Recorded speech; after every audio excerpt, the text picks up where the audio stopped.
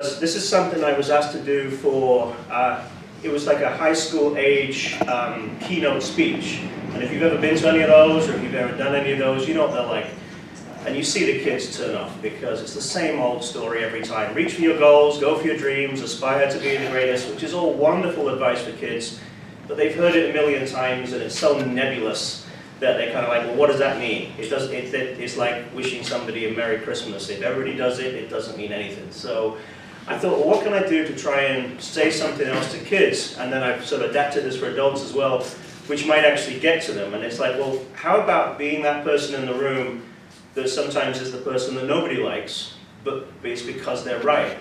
And that can be the most important part in your job. If you're the one who says, well, wait a minute, I don't think that's correct, and everybody else has already agreed to do something, nobody likes you in that moment. But as those of you who've had careers in engineering know, 5 years later, they tend to be the person getting awards, and the people say, well, we were always behind, we always knew you were right. You know, it's funny how the politics of big engineering institutions work that way. So what I wanted to talk about was somebody in history that actually did that. So let's go back to 1969. First footprints on the moon. Neil Armstrong, Buzz Aldrin land on the moon in 1969. That was only decided in 1961. John F. Kennedy said, when America only had 15 minutes of human spaceflight experience, a quick up-down flight of quarter an hour, the president said, we're going to go to the moon before the end of the decade. So this is something I wanted to talk about with kids, and I think it's a great thing to talk about with adults too, which is, you know, there's only 8 years in that time, 61 to 69. We don't seem to be able to get our act together to write a blueprint in 8 years these days. How did they manage to do that from 15 years to walking on the moon in 8 years? You would assume that everybody all had the same idea, they all agreed on what they were going to do, and everybody on day one all went, okay, we know how we're going to do this, we're all going to go in this direction, we're all going to do this plan. To make anything like that happen in 8 years, from going from 15 minutes to walking on the moon.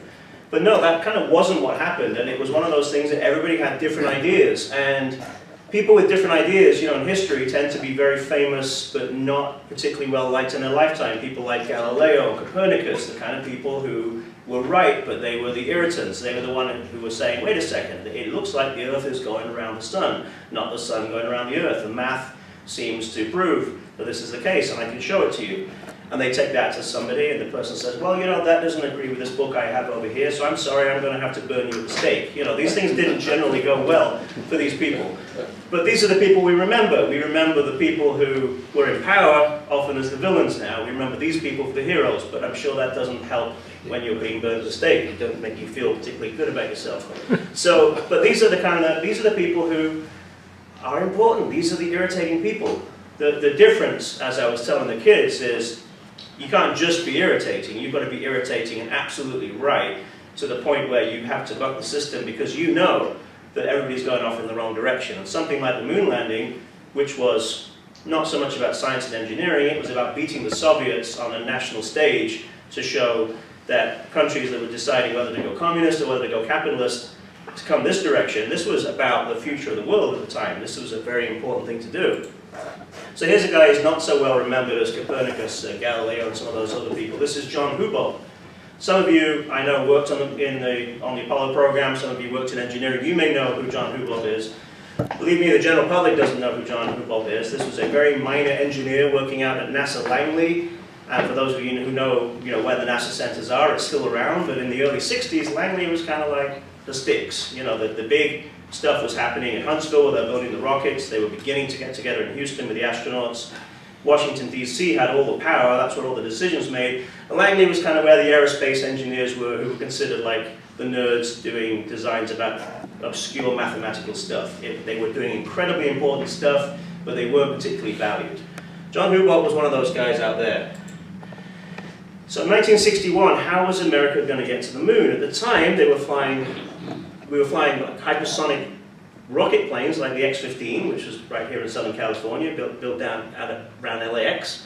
So this was the way that people were in science fiction and in science fact were thinking, this is how we're going to get further into space. We're going to have airplanes, they're going to go very high. Then we're going to have rocket planes like this one, which can do like what Virgin Galactic are trying to do again now. Just get into space far enough to say you're in space, but you can't really stay in orbit. You're going to come right back down, but technically you're in space.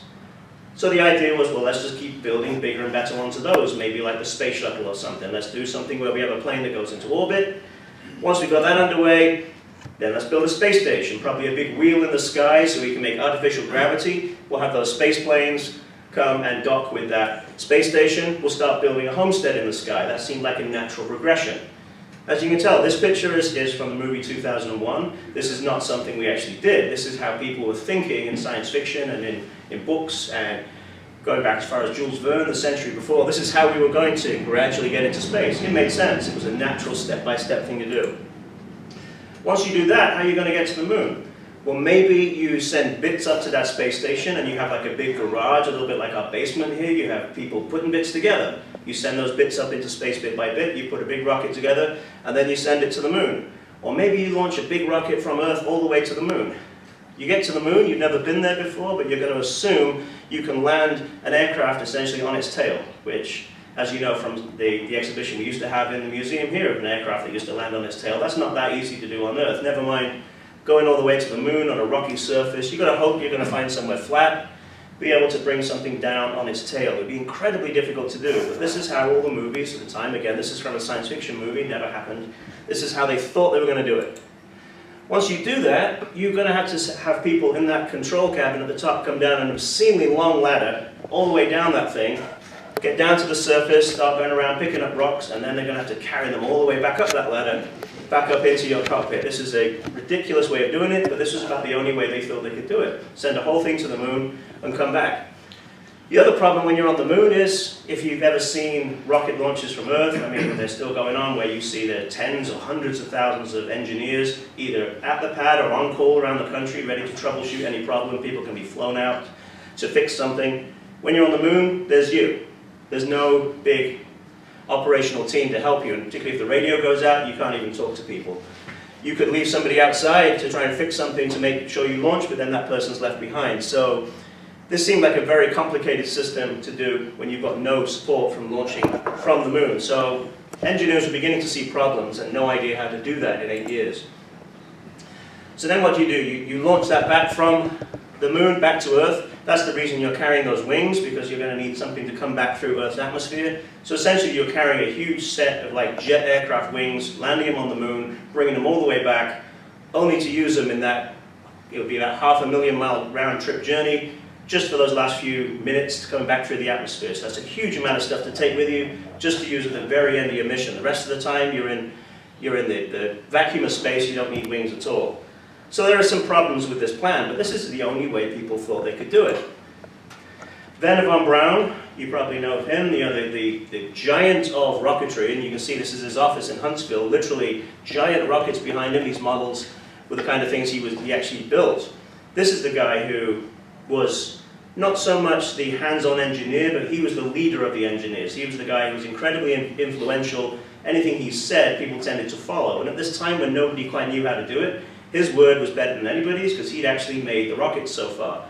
And he thought this was the way to go. He thought sending something out of Earth orbit all the way to the moon, landing directly on the moon, coming back to Earth, was the way to do it. So his word was very influential at the time.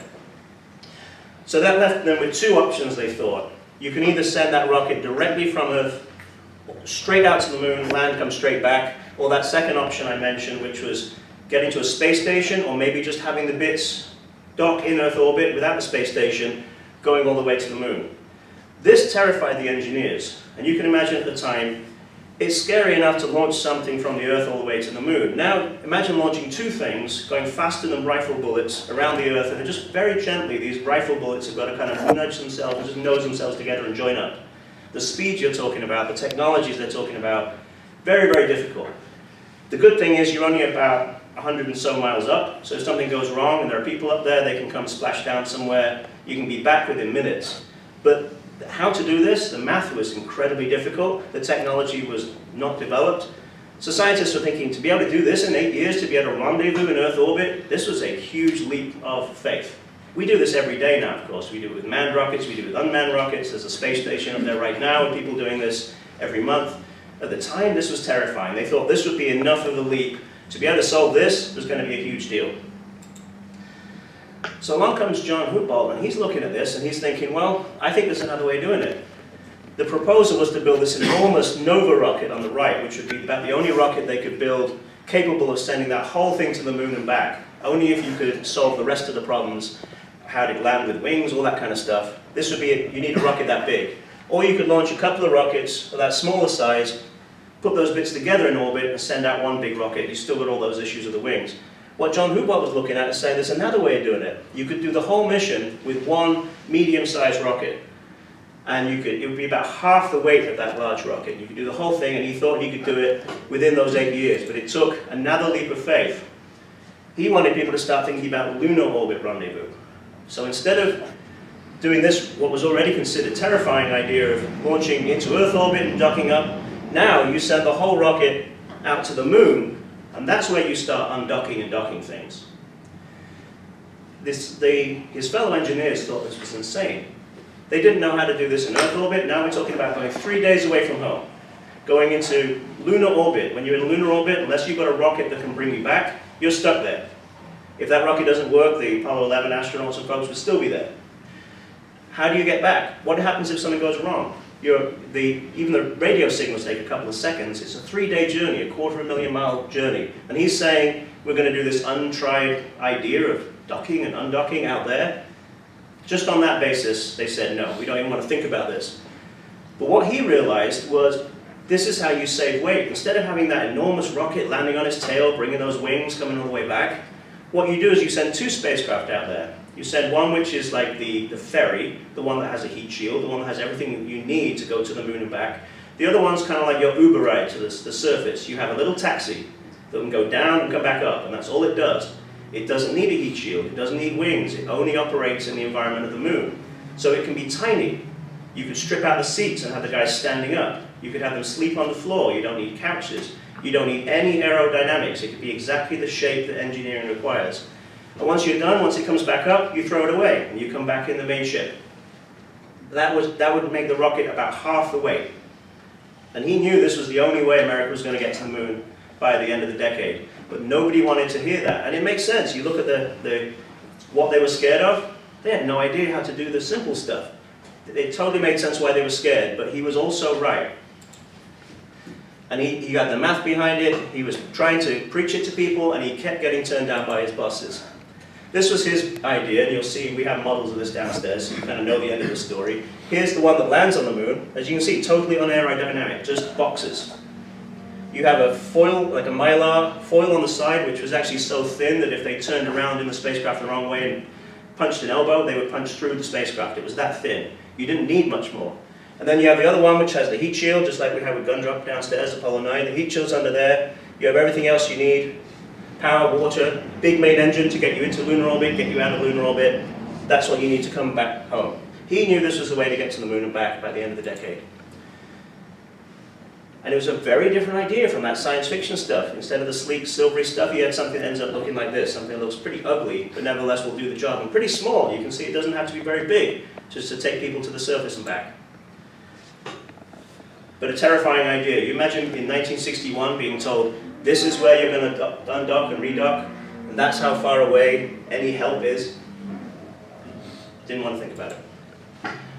So this is where Houbolt makes his first big career risking leap. He goes to Bob Siemens. Bob Siemens is the #2 of NASA at the time. People like Houbolt are not supposed to talk to people like Bob Siemens. That's like it's like me going to the Vice President of the United States because I don't like how the museum's being run or something. This would be like me going over every possible head you could imagine. He writes a letter to Bob Siemens and he says, I'm a voice in the wilderness, but do we want to go to the moon by the end of the decade or not? And Bob Siemens, this is where you need more than one person to be the irritating person or the person willing to take the leap. Bob Siemens looks at this and his initial thought is like most bosses would be, who is this guy? Why is he not going through channels? He's already been turned down by his boss, so therefore I probably shouldn't, out of respect, look at this.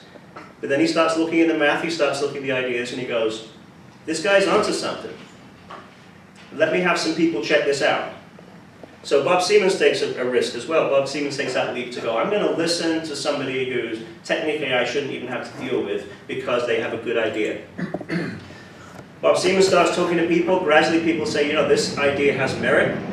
And then another huge leap Bob Siemens in the picture on the left here talks to Werner von Braun. Werner von Braun has spent his entire career pushing for going to the moon in one big leap. It's good for him too. He gets to make giant rockets. That's what he wants to do. If they make really big rockets, to go to the moon that way, he has more work. He risks his entire reputation and everything he's been working on for about 25 years to go, you know, this guy's onto something.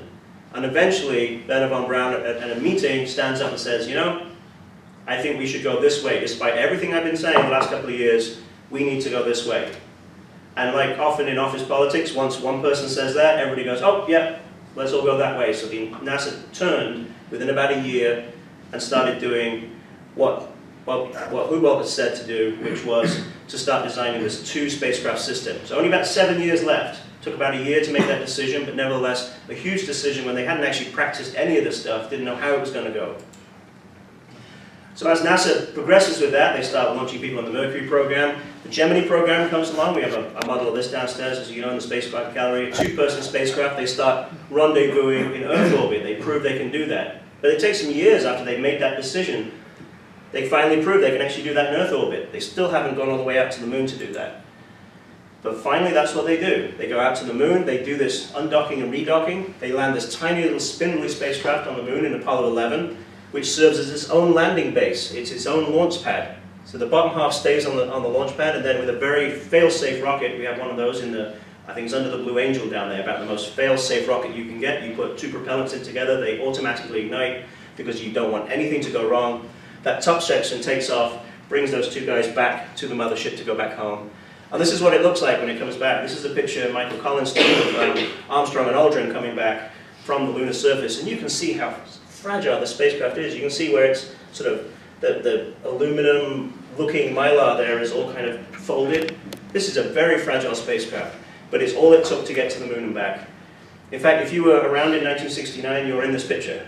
Everybody who was alive in 1969 is in this picture apart from one guy, and that's Michael Collins, who's behind the camera. So, somewhere in there you are.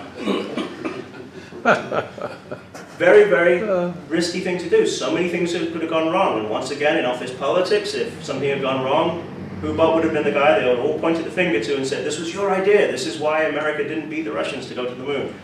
But this was the way it happened. But because it happened successfully, of course, again in office politics, everybody goes, you know, we always knew you were right. And Houbolt had left NASA by then, although he later came back.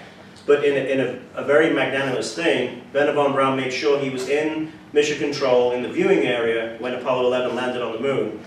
And as they landed on the moon, von Braun turned around and kind of pointed at him like, this is because of you, which is a very nice thing to do because the spotlight had moved on from him at this point. But he made sure he was recognized. And other people recognized him too, his hometown. Gave him a parade, they named streets after him, they did a lot for him. So, as often happens, the person who's the irritating one, if they're right, they end up getting the kudos in the end. But it could have gone so differently. And I think that's a lot of the reason why things like this happen today. Just the other year, I don't know if you remember, we have rovers all over Mars right now. They're getting bigger and bigger. And every time they land one, they're like, how do we land an even bigger thing on Mars? They keep coming up with ideas that they never tried before. Each of them is incredibly risky. With Mars, you are months away. It takes hours for the signal to come back and forward, and you're not sending people. So you have to rely on a computer system that is going to make its own decisions, because the time the signal comes back from Mars, it's already too late. It's going to say we landed or we crashed. There's nothing you can actually tell the spacecraft to do. So landing on Mars, they were beginning to send bigger rovers. They put them in giant airbags and they bounced them across the surface. So rather than have a huge heat shield and rockets, which is too heavy, bounce them across the surface in big airbags and then deflate the airbags and the rover drives off. By the time you get to something like this, which is about as large as an SUV, you've got to go even more imaginative. So the other year, they came up with the sky crane, which I think is a great word. I mean, any engineer wants to use the word sky crane every day in their job, right? This thing has rocket engines and a big tether. It comes down towards the surface of Mars, it lowers this rover down, and it has to rely on sensors that absolutely guarantee to know that this rover is down safely, securely on the surface. Only then those tethers cut, this rocket moves away and crashes. So many things could go wrong. You get a wrong signal, that crashes on the moon. This doesn't cut properly, or that goes in a different direction, the rocket lands on top, destroys your rover, and billions of dollars have been wasted. But this kind of imagination, this kind of success, and this is an absolute success, it worked the first time. You can't try it before, you've just got to do it. It worked, and I think that's because of people like John Houbolt, who sort of set the tone for people being able to go into engineering meetings and go, I got this crazy idea, and everybody going, that's okay, we listen to crazy ideas. We don't always go with them, but we're going to hear you out. So I think that's kind of why that happened. So that's my talk. I know there's a lot of you who are actually involved in that. A lot of you were actually part of that, and thank goodness you were, because San Diego, Southern California has been the place where this engineering innovation has happened. And like I showed you with that last slide, it's not just the 60s, it's not just the 70s. Thank goodness there are people out there at NASA, up at JPL and other places who are still doing this. Imagination is not the limit, it's really the budget that's the limit right now. So if we give them some more money, we could be all over the solar system right now. So if you folks got any questions, I'll be happy to answer them. Yeah, you never mentioned Lyndon Johnson, and he was actually the driving force for winning all of it. He's the one that got the space program financed.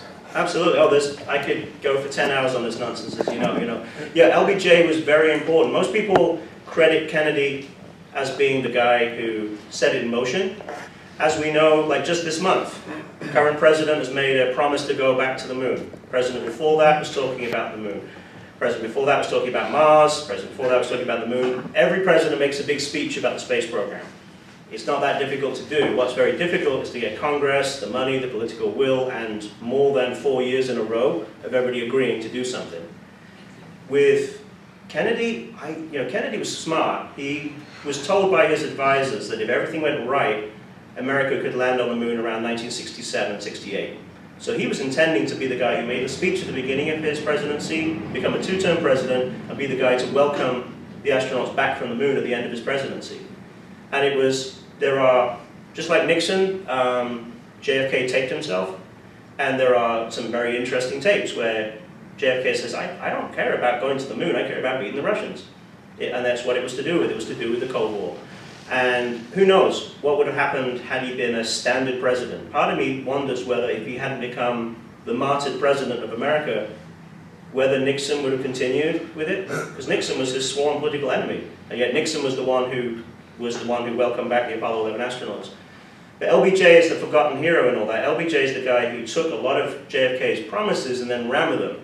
And he was the guy who realized there was a lot of science and technology needed to come into the deep South of America.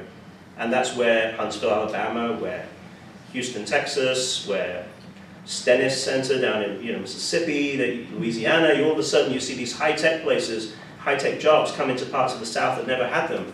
So he reinvigorated the American science and tech industry while putting Americans on the moon all in one go. And he was really the guy who did it. But because he didn't make the initial speech, and because he was out of office by the time it happened, he's kind of the middleman who often gets sort of forgotten.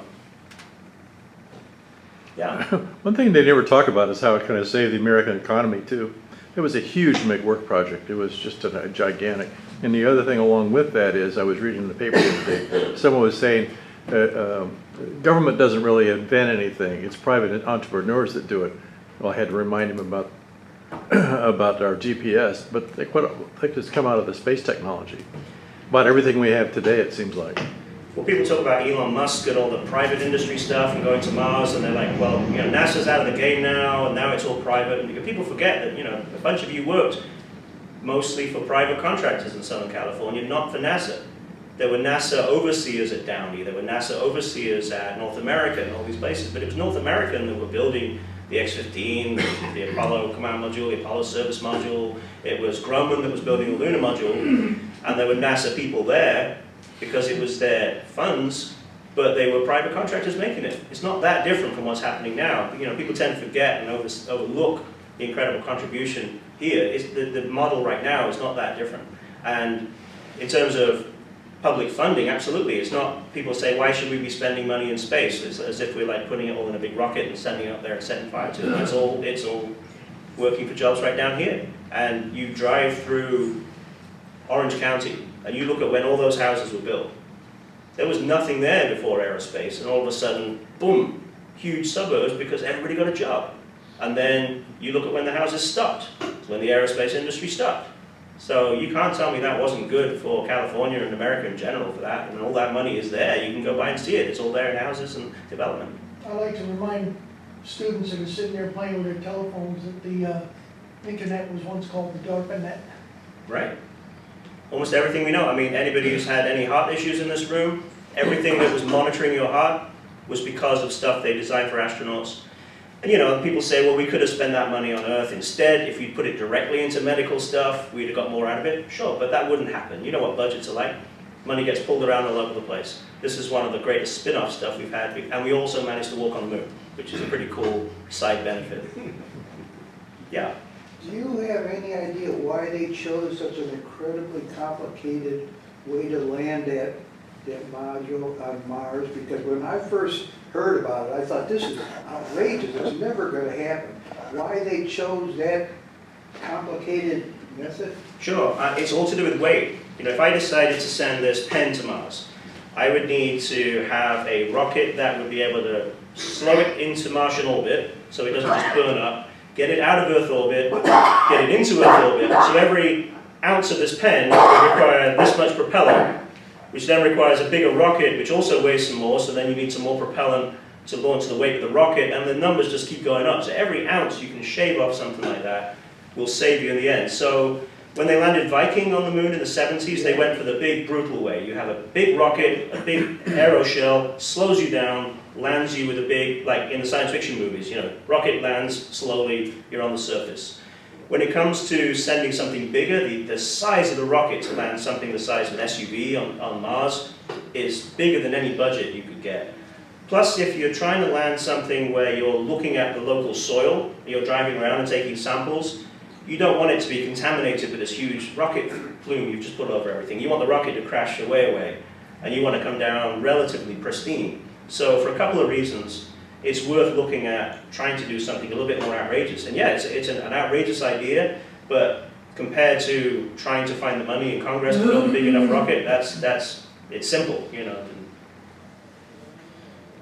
Yeah. Yeah, I'm one of the generation that grew up with the models of the LEM and the Apollo. Was our openness about and our excitement about it what led the Russians to pretty much look at doing much the same thing with their landing system? Yeah, I mean, it was all to do with beating the Russians. You know, Yeah. there was the science on the moon, the geology on the moon was wonderful. They found stuff about, I mean, we have moon rocks downstairs, which they learned more about how the solar system was formed by some of those rocks we have in our display, and ones like them than anything. But it was a benefit, a side benefit. It was essentially, both sides have nuclear weapons. How do you have a war for the very first time when everybody has nuclear weapons? You really don't want to have a hot war. You want to have a cold war. You want to have a war of ideas. You want to have an idea. And if you look at those pictures coming out of Russia of the handsome, charismatic, good-looking sort of cosmonauts, it was all about winning hearts and minds. If you look at the pictures on Time and Life magazine of the 7 original American astronauts all wearing silver spacesuits, there's no operational reason to get people who fly a single-seater spacecraft, 7 of you all suited up one day in spacesuits, all standing there, unless you want a really good front cover of a magazine. And that's what they were doing. It was Cold War warriors dressed like knights in silver armor, going off to fight the Russians. And whoever got to the moon first, it was seen, were going to be technologically superior. Countries like India, you know, Korea, Vietnam, places that were like, well, which way should we go? That was a good way of trying to beat people over, and it was a lot cheaper than nuking each other, essentially, not cheaper in many ways. So it was all to do with beating the Russians. The Russians were smart, though. The Russians were doing their program in secret. They were 2 or 3 years behind America. They could have, if they really pushed it, put a human around the moon first. But they waited just long enough for America to like move up the program and beat Russia by a couple of months. At which point the Russians, again for propaganda, were really smart. They said, well, we were never planning to go to the moon. America was like racing itself. We were always going to build space stations, and it was only in the late 1980s and early 1990s did everybody's suspicions come true when all of a sudden these big warehouses in Russia opened up, and you found there's the lunar lander that they built, that they were training people for. They were ready to do it. They were shut it all down. The second America landed on the moon, they're like, well, why bother? Why come second? Let's just pretend that we were never going to do it. So they were very smart in their propaganda too, but it was all about propaganda. It was a nice side benefit of a Cold War, because I mean, wars generally don't have good side benefits. This was one that happened to have a good side benefit. Yeah. Did they come up with the idea on their own about how they were going to get somebody to the moon, or did they somehow find out what we were going to do and then choose to do that? So That's kind of what the American program was wide open. Some of the technology was classified, but the how-to was deliberately done that way. When Eisenhower looked at it at the beginning, he decided this was going to be a civilian open program. Sure, they started off using the Atlas and the Titan rockets and things which were military weapons for civilian use. Some of that was classified, but when it came to how the program was going to be run, and then as you get into Apollo, those rockets were designed solely to send humans, then it became very open. Russians had access to all of that, but the Russians, reversing engineering stuff is actually quite difficult, and we're talking about they still had valves and stuff like that. They weren't into the point of circuit boards. I mean, this was very primitive, what they were capable of doing, even if they wanted to. So the Russians had the equivalent. They had big rockets that were capable of launching nuclear weapons, so they could use those, put spacecraft on top of them, put people up. When it came to going to the moon, they had rockets capable of doing that, but at that point, a 3-day mission to the moon and back was kind of pushing the limits of what they could do with the spacecraft. Their lander was pretty similar, but it was a one-person lander. I was wondering if the lander was there, would they have come up with the idea of a lander on their own, or did they hear about it first? It's similar enough to the American idea that I have to suspect they did copy the American idea. It was a one-person one, and also unlike the American one, it was a lot more primitive compared to when the Americans came back. There was an inside docking hatch, so you could go through. The one-person landing with the Russians would have to have done a spacewalk out to the other spacecraft and gone inside, so it was pretty primitive. George? We got an intelligence briefing 30 years ago that told us that within the county of San Diego, there were at least 6,000 active Russian agents. And they weren't just stealing military secrets, they were in all the high-tech companies around here trying to get everything they could. I believe it, yeah. And one startling piece of proof, they developed a space shuttle called the Burya. Mm-hmm. Snowflake. Yeah. Looks exactly like ours. It does. Yeah, and they flew it once. Now, the Russians were With so convinced, nobody in it. and that was a case of Brezhnev paranoia, because he was convinced that the space shuttle was a military weapon. And it was designed to launch from Vandenberg in a polar orbit, drop off a spy satellite, pick it up on the next orbit. But he was convinced it was more. He was convinced that it could be used for orbital bombing runs. Why would America be building a space plane if it didn't have a huge military reason? So Russia put a huge amount of money into developing a pretty identical looking space shuttle. By the time it was finished, you're right at the end of the USSR. It flew once, it flew unmanned, which is pretty impressive. The American space shuttle never flew automatically, always had people inside. Flew once around the Earth, came back, and then it was put in a warehouse and it never flew again. Huge amount of money just to try and equal with the other side over something which didn't actually turn out to be a real worry. Makes me wonder what the Air Force was thinking when they came up with the. There's a lot of money and a lot of stuff that goes into experimental planes that we never know about, or some of us know about but can't talk about. So yeah, there's a lot of that happening. Yeah. They interviewed von Braun and asked him what pioneer he studied. He said Goddard, right? American Goddard. Mhm. Robert Gunn. Yeah, Robert Goddard was one of those guys. Again, he was the irritating guy. He was the guy saying, rockets are the wave of the future. He was out in New Mexico launching rockets on his own money. The Smithsonian gave him a little bit of money for a while, but then that kind of ran out after a while. The people who tend to be those lone wolves out there doing their own stuff are the people who tend to get marginalized in their lifetime. In fact, I think it was the New York Times even wrote an article saying, well, Goddard's theory is ridiculous because when a rocket gets into space, there's no air, it can't push against anything. So it's not going to go anywhere. So what a crazy idea. And then I think it was the day Apollo 11 landed on the moon, they finally printed was it 50 years later, they printed a retraction of that article saying, apparently we were wrong, engineering. So it is sad sometimes those people don't live to see themselves become, not necessarily become a hero, because a lot of those people don't care about getting rewards, but what they do care about is the respect that their work deserves. And certainly Goddard's widow spent the rest of her life going to award ceremonies on his behalf. He unfortunately didn't live for a lot of that, but he lived long enough to see that the tide was turning in his favor. But yeah, von Braun, a very interesting guy. He was Nazi Germany building rockets that were firing into the civilian area where my father grew up. My father was close enough to hear them go off. I might not be there if von Braun had been more successful in his work. So very interesting, you know, how the tide of history turns, and at the end of the war, despite them being Nazis, both countries said, these are the best rocket engineers in the world, we need to try and get them. So both the Soviets and Americans tried to get hold of that technology. And von Braun and his people realized life was going to be easier in America than it was going to be in the Soviet Union, so they came here and managed to redeem themselves in many ways from the Nazi world. Absolutely, Our yeah. German scientists were better than their German scientists. That was the story, yeah.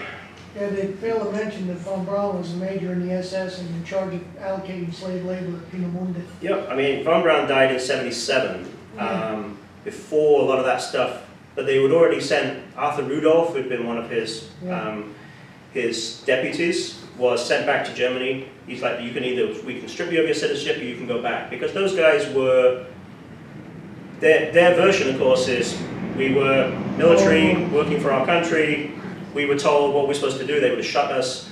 But nevertheless, the weapons they were creating were being built by slave labor in mountains where more people died as slaves building them than were ever killed by the weapons. That's a very morally difficult thing to ever argue successfully. Had von Braun lived into the 80s, I don't think he would have escaped some kind of censure. Certainly, most people assumed he was the head of NASA in the 60s, but he could never have become the head of NASA because he was an SS officer, yeah, and that kind of stuff eventually does catch up with you. So he may have died early in his favor, you know. Well, I was assuming that the US government was aware of all this, his They were. Oh yeah, I mean, Yeah, you read the book Flyboys, some of the medical experiments that people did in Japan in World War II, and those people were like, we need to know what you know. So we're going to kind of just pretend you didn't do this stuff and get the information. A lot of stuff happened at the end of World War II that was kind of swept under the rug, that now you see people in their 90s who are, you know, the last commandants of a concentration camp, people going after them because they're the last ones left as symbols. There were tens of thousands of people like that at the end of World War II that they just kind of wrote off because they wanted to know what they knew. It was a very cynical decision, but in terms of information, in terms of military information, that tends to be how things run. It tends not to be on moral grounds, it tends to be on, we want this information, and we'll kind of let a lot of that go. In 1939, there were 40,000 Americans who were members of the German-American Bund. Happens a lot. Happens a lot. So yeah, that's always kind of the dark side of the Apollo program. It was built on extended Nazi technology, but then you show me a war weapon that doesn't have a dark history, I'll be very surprised. So. Two questions. Every time you see, like the Space 2001 movie, they had the huge thing rotating around. How big would that actually be? Would it actually work to provide enough gravity? Right. Have you ever talked to anybody that's explained it? That's number Sure. one. And number two, Scott Kelly, I know you went to see the same thing I did. Yeah. He said the first astronauts to the moon will most likely be women. Maybe you can explain that. So as of now, no woman has left Earth orbit, which is amazing to think. You know, we've had women command space shuttles, we've had women command space stations, we've had a woman commanding a space station while a woman commanding a space shuttle has come up to dock, and we've had some incredible advances. We've had people of every nationality, every ethnicity up there, but when the moon landings happened, America was choosing astronauts. There was no gender or description in the job description, but you needed trained military jet test pilots.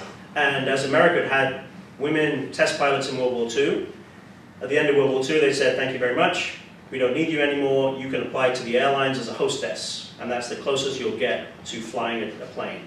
Right at the end of World War II is when, of course, the jet comes in. So women are all of a sudden excluded from any advance in the latest jet aerospace technology. So when NASA comes looking for astronauts in 1959, it says we need people with these requirements. And the only people that had those requirements were guys. So which means that when you look at all the 12 people who landed on the moon, they're all white men. That was very much that time. By the time you get to the shuttle era, now the first 3 women who came out of military test pilot school, NASA picked all of them. 2 of them commanded the shuttle, 1 of them worked in mission control. So the second there were qualified people, the military allowed, NASA took them. So now you see women in all those roles, but we haven't been back to the moon ever since, which means that we haven't seen any women leave Earth orbit. So I would be very surprised if when whichever country goes back to the moon and Mars first, and the Chinese have done this, they've had the first Chinese woman spacewalker, the first Chinese woman in space. Not just from the point of view they're qualified people, but also it's still about headlines, it's still about propaganda. And which country doesn't want to send the first woman to the moon? What a great headline. It was the eyesight issue I was referring to. When it comes to eyesight, there's some weird things going on. To go to Mars, we need to know what happens to people for years in space, because you don't want to go all the way to Mars and find that somebody's legs are not strong enough to stand up when you get there, so they land on Mars and they can't get out of the seat. So that's why the space station is doing all this work right now. People can spend a year or more in space.